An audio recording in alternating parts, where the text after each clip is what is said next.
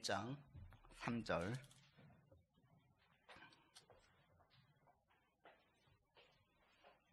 히브리서 1장 3절 같이 합독하겠습니다. 이는 하나님의 영광의 광채시요 그 본체의 형상이시라. 그의 능력의 말씀으로 만물을 붙드시며 죄를 정결하게 하는 일을 하시고 높은 곳에 계신 지극히 크신 이의 우편에 앉으셨느니라. 아멘. 우리가 믿는 예수님이 누구신가, 그리고 우리가 왜 이 신앙에서 멀어지면 안 되는가 라고 이야기할 때 예수님은 2절에서 만유의 상속자이시고 이 만유를 창조하신 분이기 때문입니다. 그래서 본질적으로 세상에 있는 어떠한 종교를 창시한 창시자하고는 근본적으로 다르기 때문에 우리가 예수님을 믿고 따라갑니다. 그리고 지난주에는 그 예수님은 하나님의 영광의 광채이시고 본체의 형상이십니다. 그래서 예수님 안에서 영광의 광채가, 하나님의 영광의 광채가 본체의 형상이 드러나고, 그리고 쫓는 우리들에게서도 이 모습이 나타난다라고 말씀을 드렸습니다. 이제 오늘은 두 가지를 더 히브리서 저자가 이야기를 하고 있습니다. 그 예수님이 누구시냐라고 이야기할 때에 3절에 보시면 본체의 형상 다음에 나오는 구절이 뭐죠? 내용이 그의 능력의 말씀으로 만물을 붙드시는 분입니다. 예수님이 어떤 분이십니까? 말씀으로 만물을 붙드시는 분입니다. 지금은 이제 창조냐 진화냐 이제 워낙 많이 진화론적으로도 더 많이 알려져 있지만, 많은 창조론을 주장하고 진화론의 허점을 얘기하는 모든 분들을 보면 진화론 또한 하나의 학설이라는 거예요. 진화론도 과학과 사실의 근거에서 믿는 것이 아니라 사실은 그것도 종교를 믿는 것과 똑같은 믿음이 없으면 진화론을 믿을 수가 없다라는 거죠. 진화론을 연구해 보면 거기에 너무나 많은 말도 안 되고 믿을 수가 없는, 이 세상에 있는 모든 것들이 진화되었다, 그것은 너무 지나친 우연에 근거하지 않고서는 있을 수 없는 일이라는 거죠. 그리고 진화론이 정착되어지고 유럽에서 막 열광이 있던 큰 이유는 단순히 그 학문과 학설 때문이 아니라 그 당시에 가톨릭의 부패가 큰 영향을 끼쳤죠. 너무나 권력과 야합하고 있는 이 가톨릭의 힘, 모든 것을 신의 이름으로 다 누르고 억압하는 이런 것들에 큰 반감을 가지고 있었던 사람들이 성경이 절대가 아니다고 이야기하는 그 학설에 모두 열광했던 거예요. 검증되었냐 안 되느냐가 아니라 이 학설이 가능하다는 그거 하나만으로 열렬히 추구했던 거죠. 그러나 오늘날 과학이 더 발달하면 발달할수록 진화론 또한 너무나 큰 오류가 있다는 거죠. 결국 진화론이냐 창조론이냐 이것은 믿음에 근거한 것이지 역사적인 사실에 근거한 게 아니라는 거예요. 그럴 때 우리가 창조를 믿을 때 이 창조를 뭘로 하셨다라고 우리 믿고 있습니까? 말씀으로 창조하셨다라는 거예요. 이 말씀, 하나님 입에서 나오는 말씀으로 창조하셨다라는 이 사실은 하나님의 고유한 속성 중에 한 가지이시죠. 그리고 이것이 바로 우리 예수님에게도 그대로 있다라고 말씀하는 겁니다. 예수님께서 이 본문에 있는 만물을 말씀으로 붙드셨다, 이 붙드셨다라는 원 뜻이, 이 동사의 원형이 나르는 것, 운반하는 걸 말해요. 어떤 것을 붙들 때, 어떤 것을 운반할 때에 모든 사람들은 힘을 가하죠.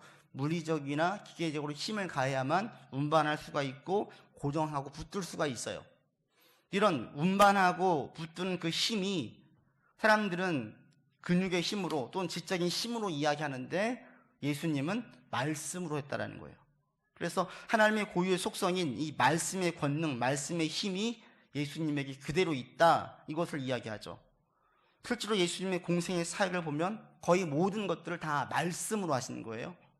병자를 고칠 때에 몇몇 예외적인 경우를 제외하고는 다 권능의 이 말씀으로 다 치유하시는 거예요. 나사로를 살릴 때에도 나사로야 나오라 얘기하셨지, 나사로를 살리기 위해서 어떤 의료적인 처방을 한 게 아니었어요. 귀신 들린 자를 치유해 줄 때에도 말씀으로 고치셨지, 축기를 하고 구슬을 하고 난리를 친 게 아니었어요. 오직 예수님의 이 말씀 자체에 놀라운 권능의 힘이 있다라는 거예요. 그래서 예수님의 이런 힘, 이 말씀의 힘이 있음을 그대로 믿고 있고, 이것은 곧 하나님과 똑같은 힘임을 고백을 하고, 그래서 이 세상에 있는 모든 것들을 창조하신 모든 것들이 무질서와 아주 그냥 혼돈 속에 있는 것이 아니라 아주 질서 가운데 있게 만드는 하나님의 힘이 가해지고 있는데, 그 힘이 입에서 나오시는 말씀이라는 거예요. 즉 말씀이 능력이라는 거죠. 우리 인간들은 말이 능력되지 않죠. 우리의 능력은 몸이든지 지적인 능력이라든지 기술이든지 무엇인가 보여지는 것이 우리 가운데 능력인데, 하나님은 말씀 자체가 능력이라는 거예요. 이 말씀이 능력이라는 게 어떤 의미냐, 이때 이 믿었던 것이 어떤 의미냐, 우리가 이 땅을 살아갈 때에도 말이 능력이 되는 경우가 있어요. 이 말 자체가 능력이 되는 경우가 있어요. 어떤 역사를 일으키는 경우가 있어요. 지난 5월에 프랑스에서 있었던 일이죠. 그 5살 난 아이가 발코니 손잡이에서 매달려가지고 30초 정도 있을 때 막 주변에서 난리가 났잖아요. 막 소리를 지르고 난리를 칠 때 한 22살 청년이 1층부터 맨몸으로 발코니를 타고 올라가가지고 그 아이를 구했어요. 옆집에서도 손이 안 닿아가지고 그냥 난리만 치고 있는 그때에 한 청년이 올라가서 그 아이를 구한 거예요. 다들 놀라고 열광을 하고 유튜브에 아주 떴죠. 난리가 났죠. 그래서 프랑스 대통령이, 마크롱 대통령이 이 친구를 불러가지고 같이 이야기했는데, 알고 보니까 아프리카 말리 출신으로 불법 체류자인 거죠. 몇 달 전에 프랑스에 들어왔는데 정착하지 못하고 자리를 잡지 못하고 불법 체류자 신분으로 남아 있었어요. 근데 그때 이 마크롱이 이 친구에게 선물을 주죠. 평생 생활해도 따기 어려운 것이 시민권인데 시민권을 부여해주고, 그리고 소방대원으로 채용을 해서 공무원 자리를 줘요. 말 한마디로. 인간의 말이 이렇게 능력이 되는 경우가 있어요. 어떤 경우예요?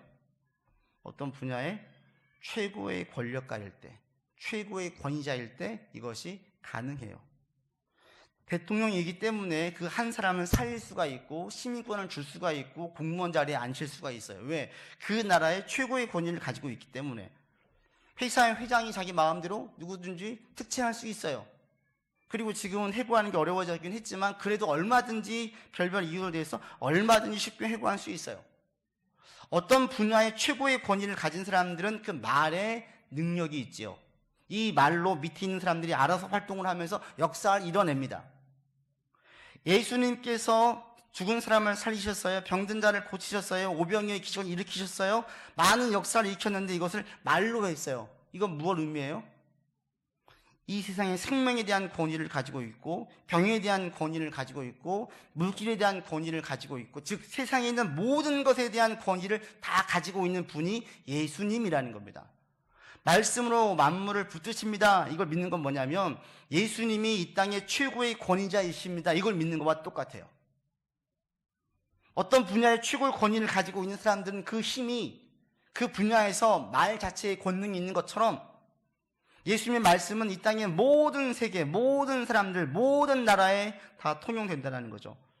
3절 맨 마지막에 나와 있는 지극히 크신 의이 우편에 앉으셨습니다. 이게 같은 말이에요. 우편이라는 게 하나님 지금 우편에 앉아 있다라고 이야기하는데, 우편이라는 게 뭐냐면 오른손이 이스라엘 사람들의 힘의 손이에요. 능력의 손이에요. 심판의 손이에요. 징계의 자리예요. 하나님 우편에 있습니다. 이것은 하나님과 동등된 능력이 있고 권위가 있음을 다시 한번 이야기해요. 이 땅에서는 이 땅의 모든 사람에게, 부활하신 다음에는 하늘나라와 이 땅에 있는 모든 것에 최고의 권위를 가지고 있는 분이 예수님이십니다. 이 고백입니다. 하나님 우편에 계십니다. 이것은 바울도 고백하고 베드로도 고백하고 스데반도 그것을 보았고, 많은 승천할 때 사람들이 하나님 우편에 계신 예수님을 보았다라고 고백을 합니다. 즉 예수님이 세상의 최고의 권위자라는 거예요. 그래서 예수님께서 하시는 모든 말씀이 세상을 통치하고 다스리는 이 권위와 권한이 예수님에게 있음을, 그리고 이 세상에 영향을 미침을 우리가 믿는 겁니다. 그래서 우리 그리스도인들은 성경을 사랑하고 귀히 여겨야 합니다. 성경 말씀이 왜 귀해요? 이 말씀은 어느 한 분야, 어느 한 사람, 어느 한 영역에서만 영향을 미치는 것이 아니라 한 인간의 전체에, 한 가정 전체에, 한 나라 전체에, 온 세계에 그대로 다 영향을 줄 수 있는 능력이 있기 때문에 그래요. 최고의 권위를 가지신 분이 그대로 말씀하신 것들이 오늘 성경에 기록되어져 있고, 그래서 예수를 쫓는 모든 사람들은 성경을 사랑합니다. 결국은 그래서 성경이에요. 저도 여러분들이 말씀을 자꾸 의지하고 말씀으로 여기 여러분의 삶을 세워가는데 힘을 썼으면 좋겠습니다. 성경만큼 우리의 인생에 삶의 전 영역에 유익을 주는 게 없어요. 세상에 많은 책들이 있습니다. 그리고 그 책들 가운데는 많은 유익을 주는 말들이 있습니다. 그런데 그런 책들과 그런 말들을 보면 지극히 제한적이죠. 어느 한 부분이에요. 한 영역에만 우리에게 도움을 줘요. 그런데 성경은 우리의 전인적인 모든 부분에 영향을 줍니다. 인생 전체를 바꿔버리죠. 우리 인생 철학과 사고방식과 사람을 대하는 태도와 말의 내용과 모든 걸 다 바꿔요. 저도 책을 좋아해서 책을 많이 읽지만 아무리 책을 읽으면 읽어도 성경하고 너무나 비교가 안 되는 걸 자꾸 읽으면 읽을수록 더 느껴져요. 어느 한 부분에서 유익을 얻을 뿐이지요. 성경을 수십 번 읽으면 읽을수록 이게 단맛이, 이 깊이가 덜해지는 것이 아니라 더해져요. 가벼워지는 것이 아니라 더 깊이 있게 다가오는 것들을 너무 계속 느낍니다. 저 여러분들이 말씀을 귀히 여기는 여러분들 되기를 정말 바랍니다. 말씀을 간절히 사모하고 한 구절씩이라도 적고 외우고 자꾸 보고 여러분의 그 말씀 영향력 아래에 자꾸 있어 보시기를 바랍니다. 제가 여러분에게 성경 일독을 하고 있다고 했는데 여러분도 일독에 좀 동참했으면 좋겠어요. 일독이 어려우면 1년에 그 반독이라도, 제가 이제 성경을 5장씩 매일매일 읽으면서 이전에는 막 수십 장씩 읽으면서 일독을 해보니까 이것이 좀 너무 급하게 읽는 것 같아가지고 요즘에는 매일 5장씩 읽는데 5장을 읽는데 불과 한 15분, 20분이면 다 읽어요. 여러분 10분만 투자하면 10분만 내면 하루에 2장, 3장씩 읽을 수가 있어요. 10분이 없는 시간은 없는 분은 아무도 없어요. 마음이 없는 거죠. 성경을 매일매일 읽어서 여러분들이 성경 1독을 하고 2독을 하고 또 말씀을 알아가고 이런 분들이 더 많아지는 우리 교회가 되었으면 합니다. 왜요? 이 말씀은 최고의 권위를 가지신 예수님께서 하신 말씀이기 때문에. 우리가 이 세상에 많은 유명한 사람들의 말을 신뢰하고 따라가죠. 그러나 가장 신뢰하고 가장 따라갈 말씀은 이 성경 말씀이에요. 왜? 최고의 권위를 가지신 분이 하신 말씀이기 때문에. 그래서 성경을 가장 의지하고 가장 신뢰하고 예수님 말을 믿고 힘써 따라갈 수 있는 여러분들 되었으면 좋겠습니다. 그래서 말씀을 더 깊이 교회를 나오면서 성경을 더 가까이 하나님을 더욱더 의지함으로 이 말씀을 힘써 의지하고 나아가면 내 삶이 바뀌어지고요. 또 주변 환경도 바뀌어지고요. 관계도 바뀌어지고요. 많은 부분들이 개선되어진 것을 보게 될 것입니다. 다시 한번 여러분은 결단하시고 좀 말씀을 의지하는 여러분들 되었으면 합니다. 말씀으로 여러분의 삶을 한번 세워가 보십시오. 말씀으로 자녀를 한번 양육해 보십시오. 달라져요. 말씀으로 사람들과의 관계를 한번 맺어 보십시오. 말씀의 근거에서 일을 해 보십시오. 말씀으로 여러분 사고를 바꾸어 보십시오. 말씀으로 주변 상황들과 환경들을 새롭게 해석을 해 보십시오. 말씀을 따라갈 때에 훨씬 더 좋은 결과가 나오고 훨씬 더 큰 유익이 있음을 분명히 경험하게 됩니다. 그래서 초대교회 때는 예수님께서 하신 말씀을 그렇게 귀히 여기고 계속 강론하면서 자기 얘기를 하는 것이 아니라 예수님 말씀을 그대로 전하고 그대로 받고 그대로 따르려고 애를 썼어요.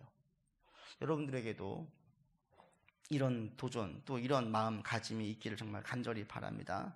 그래서 여러분 우리 교회에서 해를 거듭할수록 성경 말씀을 조금씩 더 알아간 여러분 되었으면 좋겠고 여러분의 의지하고 외워지는 성경의 구절들이 조금씩 더 생겨나기를 정말 간절히 촉구드립니다. 예수님에 대해서 또 한 가지 말합니다. 3절에 보시면 예수님 어떤 분이라고 한번 얘기하십니까? 죄를 정결하게 하시는 분이에요. 죄를 정결하게 했어요. 이 세상에서 예수님께서 모든 사람의 죄를 다 사해서 어떤 죄인도 예수님의 이름으로 인해서 그 죄를 사함받아 정결케 되고 하나님께 나올 수 있는 특권을 다 얻었습니다. 예수님이 우리의 죄를 사하셨습니다. 근데 이것이 우리는 오늘날 너무나 특별할 게 없어요. 그런데 초대교회 때는 이 말씀을 너무나 귀하게 붙들고 이것을 너무나 귀한 참된 가장 중요한 교리 중에 하나로 알았는데 오늘날은 너무 남발되어지고 너무 가볍게 되어져서 이 죄 용서함이 작은 교리로 너무나 치부되어 버렸어요. 죄사함 받는다는 것은 어마어마하게 큰 교리거든요. 너무 중요한데 우리는 너무 가볍게 이야기해요. 그래서 전도할 때 그냥 예수 믿으면 다 저 용서받으니까 천국 갈 수 있습니다. 자녀 될 수 있습니다. 이렇게 하고 끝나는데 이렇게 끝날 말씀이 아니에요. 이게 잘못되어서 흔히 나오는 잘못된 생각이 뭐예요? 그러면 예수 믿고 죄 지면 다 용서받으면 그냥 내가 죽을 때 예수 믿으면 되죠. 또 한 가지는 죄를 지을 때 너무 쉽게 생각하는 거예요. 죄 짓고 또 용서해 주시니까 또 지으면 되지.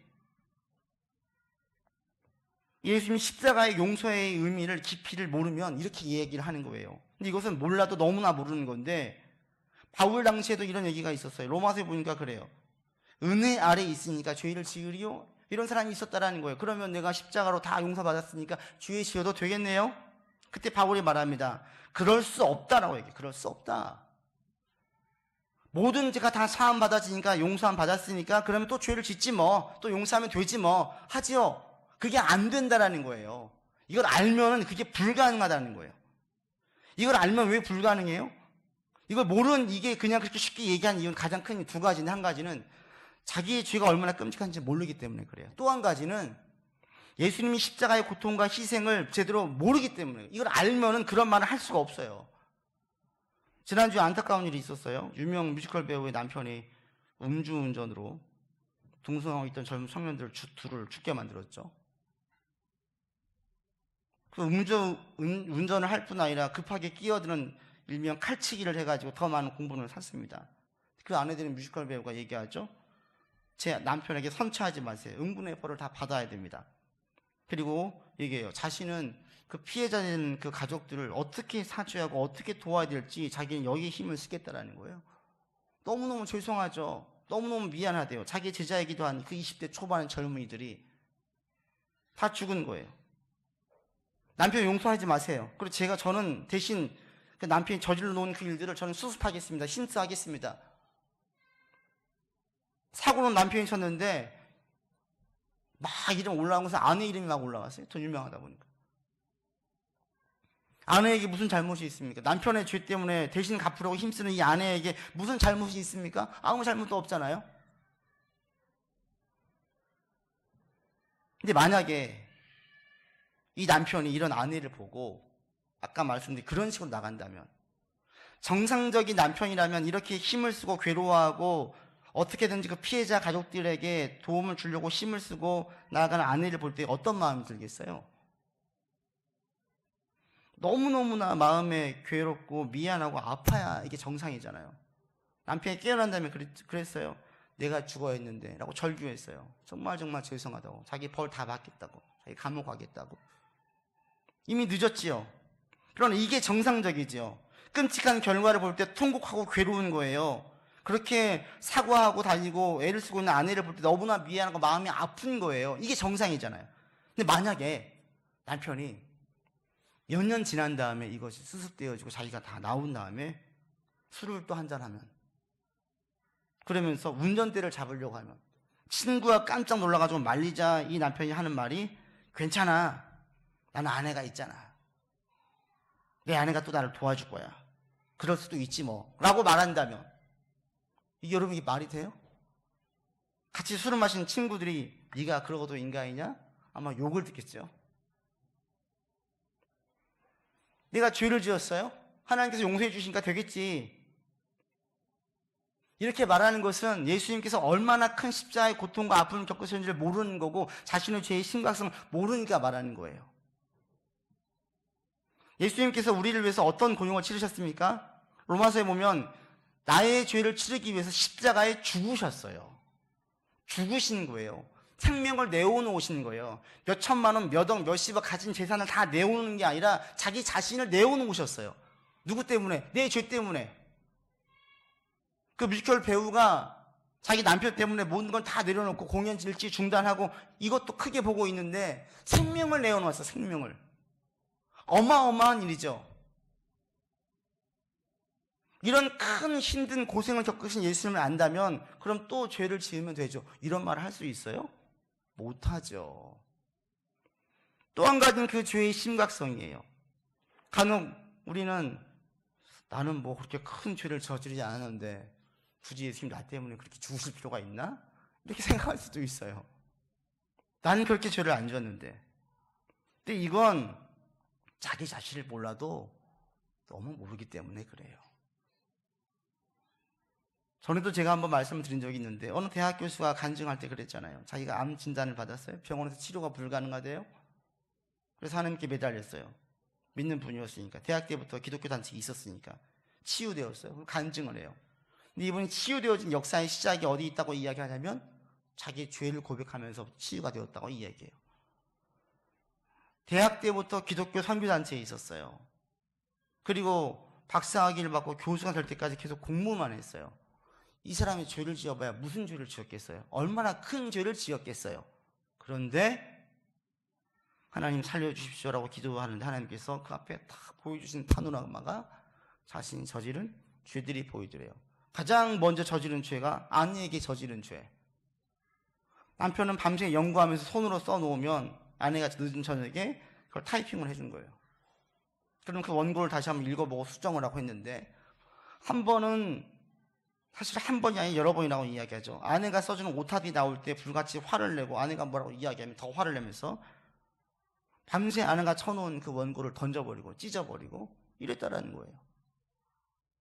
대학 교수가 돼서 자기 잘나가지고 대학 교수 된 줄 알았더니 자기가 얼마나 교만한지 남편 학업에 집중하도록 남편 일을 시키지 않고 아내가 일하면서 저녁에 와서 타이핑을 쳤던 그 아내의 수고를 다 잊어버리고 지가 잘났다고 내가 잘나가지고 교수 된 줄 알고 자기 아내의 큰 대못을 받고 있는 것을 몰랐던 거예요. 근데 그게 확 보여지면서 눈물을 펑펑 쏟으면서 회개가 나오는데 내가 이렇게 많은 죄를 저질렀는지 다 보여지기 시작하는데 자기 자신을 제대로 보기 시작하는 거죠. 자신을 제대로 보니까 너무나 큰 죄, 너무나 많은 죄, 너무나 부끄러워서 고개를 들 수 없는 죄들이 너무 많은 거예요. 죄에 대한 회개의 기도가 수시간 계속되었다는 거죠.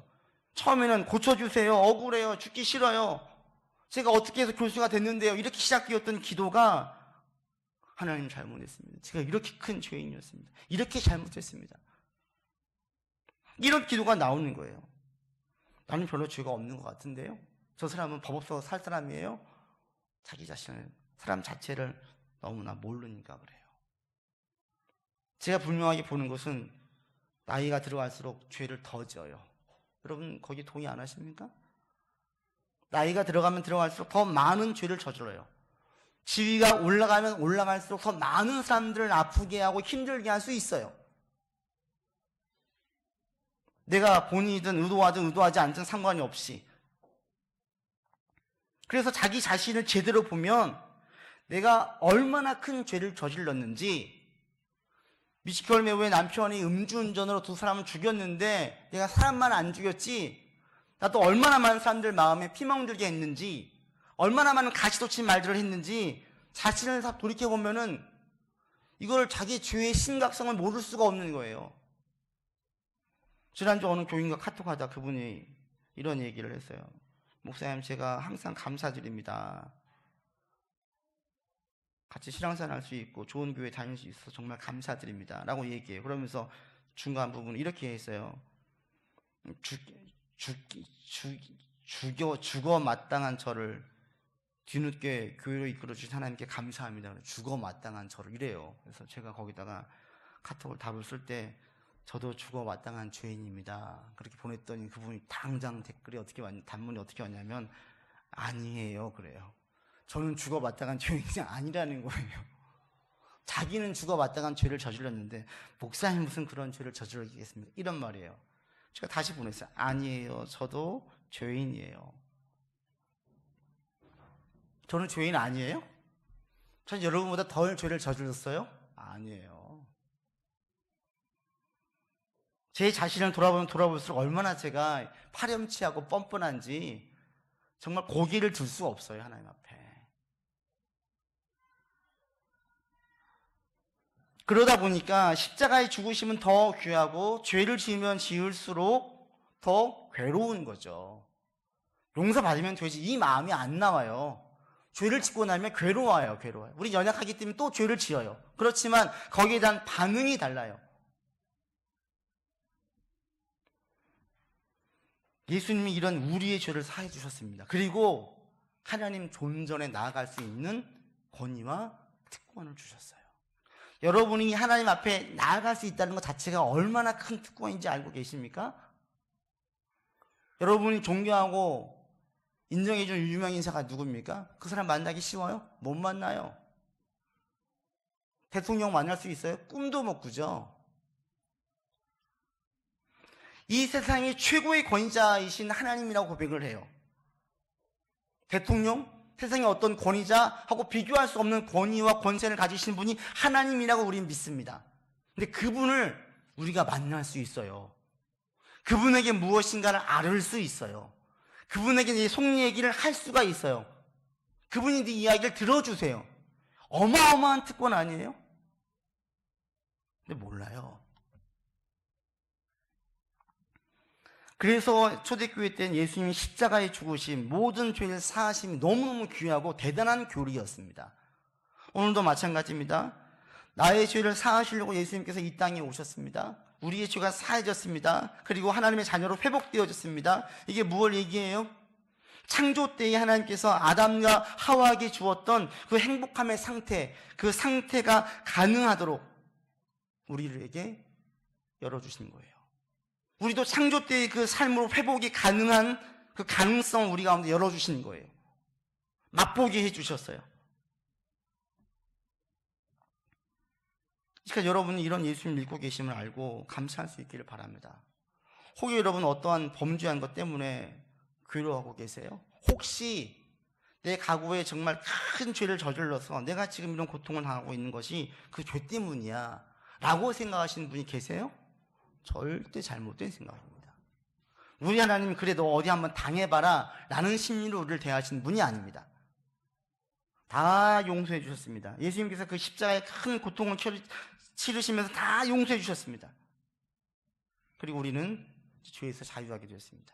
그리고 하나님께 기도하고 하나님께서 성경에 주신 모든 복의 말씀들을 받아 누릴 수 있는 특권과 기회를 주셨습니다. 그래서 여러분들이 기도할 하나님, 제가 이 복을 받아 누리며 살기 원합니다 라고 기도하세요. 또 기대하세요. 이게 우리에게 산 소망입니다. 제가 지금 믿음 안에서 다 이겨내서 주신 복을 받아 누리며 살기를 원하고 하나님의 나라가 임하는 삶을 살기를 원합니다 라고 고백할 수 있기를 바랍니다. 죄에서 자유하면 자유할수록 우리는 절대로 뻔뻔하거나 파렴치한이 될 수 없습니다. 그럼 또 죄를 짓지 뭐, 또 회개하지 뭐, 이럴 수가 없어요. 할 수 있으면 여러분들이 죄 안에 거하는 삶이 아니라 하나님 안에 거하기를 간절히 원하고 예수의 보혈을 다시 한번 내 죄가 다 용서받았음에 대해서 다시 한번 귀히 여기면서 나아가는 여러분들 되기를 바랍니다. 그러기 위해서 로마서에서 두 가지를 얘기해요. 죄를 저지르지 않고 건강하게 신앙생활 할 수 있는 방법을 바울이 두 가지 얘기해요. 한 가지는 말씀을 마음으로 순종하라고 해요. 마음으로 순종해라. 머리에서 이해하지 말고 마음으로 받아들여서 순종해라. 또 한 가지는 우리가 연약해서 자꾸 죄를 저지르는데 그러니까 힘써서 의에게 종으로 자신을 내주어 거룩함에 힘쓰려고 해라 그래요. 우리 의지가 필요한데 의에게 내어놓으라. 의. 하나님의 의에게 나를 내어놓아서 거룩함에 힘쓰면 우리가 죄 가운데 빠지지 않고 이 예수의 보혈로 더 풍성한 삶으로 살 수 있습니다. 저는 여러분 모두가 이런 삶으로 이어지기를 바랍니다. 말씀 맺습니다. 우리가 믿는 예수님이 누구십니까? 본문에 말씀하기를 만물을 능력의 말씀으로 붙드시는 분입니다. 최고의 권위자이십니다. 신뢰하십시오. 믿고 따라갑시다. 또 그 예수님은 우리의 죄를 정결케 하신 분입니다. 우리가 죄에서 자유 안 받고 소망 가운데 살 수 있고 아버지의 복을 기대하며 나아갈 수 있습니다. 이렇게 오늘도 고백을 하시면서 주님 안에서 한 주간 사시는 저와 여러분 되기를 간절히 원합니다. 기도합시다. 우리가 믿는 예수님이 어떠한 분이신지를 다시 한번 보게 됩니다. 주님만 의지하며 나아가겠습니다. 나 때문에 십자가의 고통과 죽으심을 겪으신 그 예수님, 다시 한번 의지하고 붙들고 나가겠습니다. 그리고 주님께서 하신 모든 말씀들은 최고의 권위를 가지신 분의 말씀이기에 우리가 그 말씀 귀히 여기면서 오늘을 살기를 원합니다. 하나님 도와주시고 주의 말씀만 붙들고 사는 우리가 되도록 인도하여 주옵소서. 우리 구주 예수 그리스도 이름으로 기도드립니다. 아멘.